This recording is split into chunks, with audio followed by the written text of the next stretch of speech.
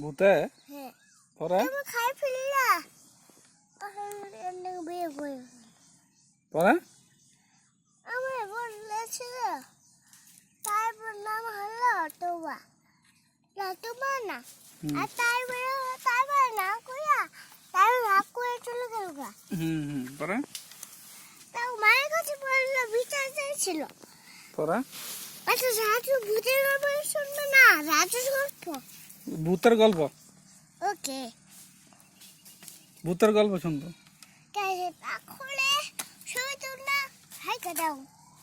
ছবি তুলি না তাই এমনি লাইট ধরছি হাইট কোন